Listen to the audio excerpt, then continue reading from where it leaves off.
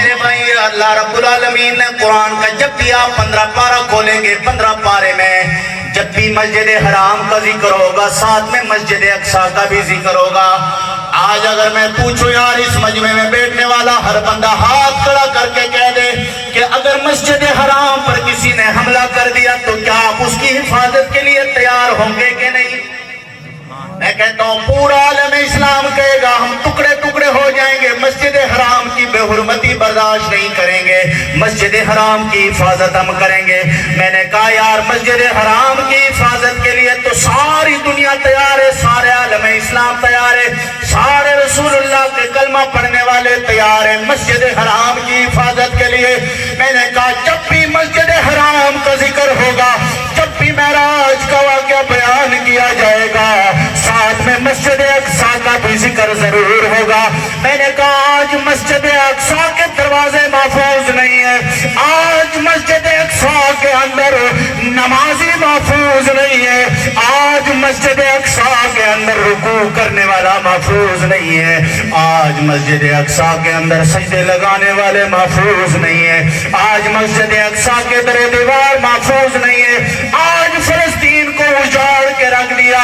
میں نے کہا یار قبلہ اول کی حفاظت کے لیے آج مسلمانوں کے زبانوں کو تالا کیوں لگ گیا ہے پتہ نہیں ہے. مسجد حرام کے لیے تو جانے قربان کرنے کے لیے تیار ہے, لیکن قبلہ اول جس کی طرف میرے مصطفیٰ نے نمازیں بھی پڑھی ہے, وہ قبلہ اول جس کے طرف میرے مصطفیٰ نے پہلی سفر فرمائی ہے رب کے ساتھ ملاقات کرنے کے لیے, جس مسجد اقصی کے اندر 1,24,000 کم و بیش انبیاء کرام کی امامت بھی مصطفیٰ نے فرمائی ہے. جب بھی قرآن پڑھو گے مسجد حرام کے ساتھ مسجد اقصی کا بھی ذکر ہوگا.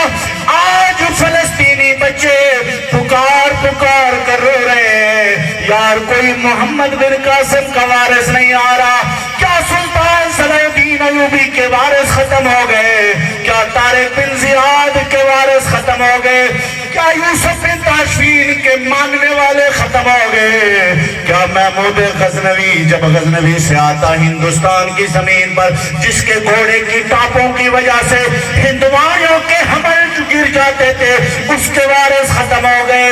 آج میں نے کہا فلسطین کی بچیاں یہی کہتی ہے یار ہم خدا کے پاس جائیں گے تو آپ لوگوں کی شکایت ضرور لگائیں گے کہ مسلمانوں نے ہمارے کے لیے بھی نہیں آئے. میں نے کہا یار مسلمان کو ذرا میں اور جھنجھوڑ دوں, آج حج اور عمرے پر ہم لاکھوں روپیہ لگانے کے لیے تیار ہے. آج فلسطین اجڑ گیا, میری بچیاں اور میری بہنیں فلسطینی جب پانی مانگتی ہے پانی مانگتے ہیں, آگے سے وہ اسرائیلی کتے پیشاب کی بوتل دے کر کہتے پانی نہیں ہے یہی پیو. میں نے کہا یہی بچیاں جا کر حضور کی بارگاہ میں شکایت لگا گئی ہے, ہم کون سا منہ مصطفیٰ کو دکھائیں گے, ہم اس مصطفیٰ کی شفاعت کی آس لگائے بیٹھے کہ حوض کوثر پر ہمیں بھر بھر کے جام پلائیں گے. میں نے کہا یار آج ہم فلسطین کے لیے بول بھی نہیں سکتے, آج ہم ان اسرائیلی یہودیوں کے بائیکاٹ بھی نہیں کر سکتے, آج ہم کوک پینا بھی نہیں چھوڑ سکتے, آج ہم ان کے بنائے ہوئے پروڈکٹ کا بائیکاٹ بھی نہیں کر سکتے. میں نے کہا یار ہم جائیں تو کدھر جائیں, ہم فریاد کرے تو کس سے کرے. ایک بابا جی تھے وہ بھی چلے گئے, اب ان کے جانشین بیٹے ان کے ساتھ کوئی چلنے کے لیے تیار نہیں ہے. یہاں پر آ کر ہم یہی کہتے کہ ایک بار طیبہ سے فلسطین میں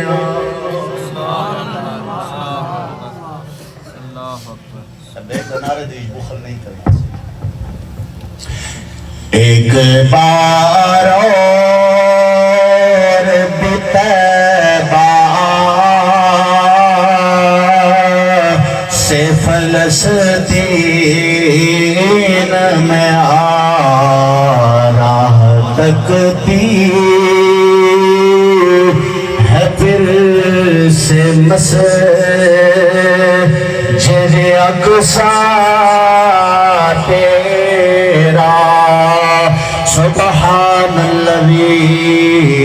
اسرا بعبده لیلا من المسجد الحرام الى المسجد الاقصى.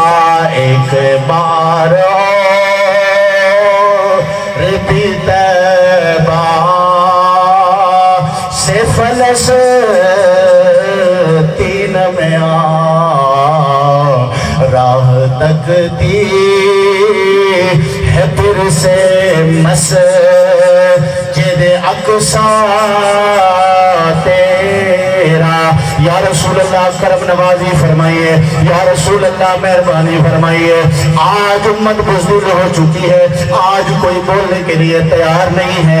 میرے فلسطین بھائی اور بچے ٹکڑے ٹکڑے ہو رہے ہیں. فلسطین کی سین بچا دی گئی ہے. فلسطین میں رہنے کے لیے مکان نہیں رہ چکے.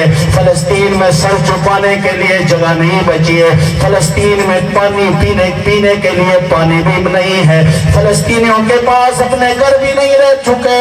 56 اسلامی ممالک کے حکمران بھی خاموش بیٹھے ہیں. اور یہاں پر میں ذرا جھنجھوڑنے کی کوشش کروں گا اپنے بھائیوں کو بھی اور خادم حرمین شریفین کو بھی. ان سے بھی کہوں گا کہ حرم کے پیسوں سے عیاشی کرنے والوں ذرا فلسطین کی طرف بھی توجہ کرنا. آپ کو اسی پہ قبضہ کرنے والوں, کشمیر کے خون کا سودا کرنے والوں, یہ بھی تمہیں پتا ہو کہ کل بروز قیامت لاکھوں مسلمانوں کے ہاتھ ہوں گے, تمہارے گریبان ہوں گے. لیکن کہوں تو کس سے کہوں, یہاں پر کوئی سننے کے لیے تیار نہیں ہے. وجہ کیا ہے؟ پڑھتا ہوں تو کہتی ہے یہ خالق کی کتاب ہے, مثل یہودی یہ سعودی بھی عذاب. تاجدار ختم تاجدار ختم نبوت تاجدار ختم نبوت. یا رسول اللہ یا رسول اللہ یا رسول اللہ یا رسول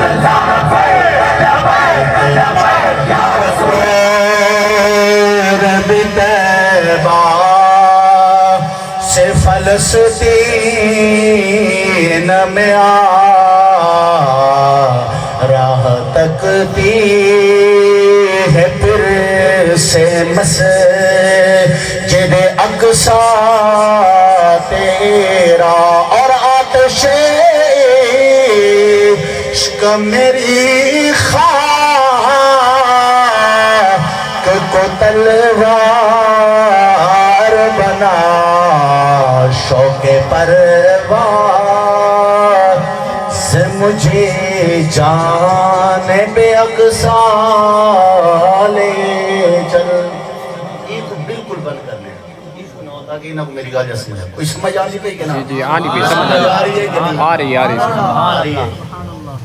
لوگوں نے یہ اسلام کا مزاج سمجھا ہی نہیں ہے. جی ایسا ہے, اسلام کا مزاج کیا ہے؟ جی سناؤ. سبحان اللہ سبحان اللہ سبحان اللہ. اسلام کا مزاج لوگوں نے سمجھا ہی نہیں. حضرت عبداللہ بن حذافہ سامی رضی اللہ تعالیٰ عنہ کو کیسر روم کے بادشاہ نے گرفتار کیا نا جی. جب کیسر روم کے بادشاہ آپ کے ساتھیوں کو بھی گرفتار کیے جی. گرفتاری کے بعد کیسر روم کے بادشاہ نے آپ کی قیمت لگائی. انہوں نے کہا جی آدھی سلطنت لے لو, روم کی آدھی سلطنت لے لو. حضرت عبداللہ بن حذافہ سامی رضی اللہ تعالیٰ عنہ, یہ میں اب اسی بات میں آ رہا ہوں جی کہ لوگ کیوں چپ ہیں. مسجد حرام کے ساتھ تو مسجد اقصیٰ کا بھی ذکر ہے جی. اور پھر آخر میں ایک حدیث مبارک آپ لوگوں کو سنا کے اس میں سارا معراج کا واقعہ ذکر ہو جائے گا جی. بالکل مسجد اقصیٰ سے پھر آگے کا سارا سفر کیا ہوا وہ بیان ہو جائے گا جی. لیکن صرف میں آپ کو جھنجھوڑ لوں تھوڑا. اور جی حضرت عبداللہ بن حذافہ سامی رضی اللہ تعالیٰ عنہ کیسر روم نے بادشاہ نے گرفتار کیتا. گرفتاری کے بعد انہوں نے آپ دی قیمت لائی جی, کہا ادھی سلطنت لے لو. کیا کرنا کیا؟ انہوں نے کہا حضور کی غلامی چھوڑ دو. حضرت عبداللہ بن حذافہ سامی آپ اور ان کے ساتھیوں کو گرفتار کیا.